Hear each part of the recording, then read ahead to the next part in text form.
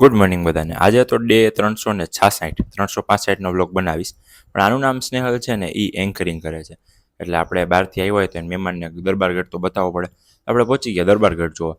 પછી છે ને ત્યાં જો આટલી બધી ડોલ હતી, પણ ઓરિજિનલ ડોલ તો હારી, કેમ કે થોડાક આવ્યા હોય તો વખાણી કરવા પડે. પછી હું જોતો હતો કે આમાં છે ને આપણા માટે કંઈ હોય તો રાજા કદાચ મને આપે ગિફ્ટમાં, પણ લાગતું નથી આપે. પણ આ લોકો હું સુરતથી આવ્યા ને એટલે વિડીયો વિડીયો વિડીયો એવું જોઈએ, તો ન જોયું હોય ને એટલે વિડીયો ઉતાર્યા રાખતા હતા. પછી મને વિચાર આવ્યો કે આપણે 365ના દિવસની જમણવારની પાર્ટી અહીંયા ગોઠવી નાખી તો કે મારે જમવું, એટલે મેં કીધું હાલો વાંધો નહીં, જવા દે. અને આ ભાઈનો ઓળખો ને, ધ બ્લોગર, ઓજી બ્લોગર. પછી રાતના આપણે વયા ગયા, શૂટ હતું એટલે નવરાત્રિનું. કોની યારે તો કે ત્યાં એ જ હતા ભાઈ. અને ત્યાં છે ને આપણા ભાઈબંધ જો વિકાસભાઈ ફોનમાં વાત કરતા હતા, લાખો કરોડોની ડીલ કરતા હતા, ખબર નહીં હું હાલતું હતું. અને આ કાગળિયા હકેલવામાંથી જ ઊંચા ન આવે. પછી એને મને ખબર પડી યુદ્ધ જ કલ્યાણવાળાની આવ્યા છે. એમાં પરમભાઈ ને વિમલભાઈ બેઠા હતા, પરમભાઈ ને વિમલભાઈ અને ચેતનભાઈ. અને આ જો અભયભાઈ આપણને વર્ષો પછી મળ્યા, કોમેન્ટ કરી દેજો અભયભાઈ.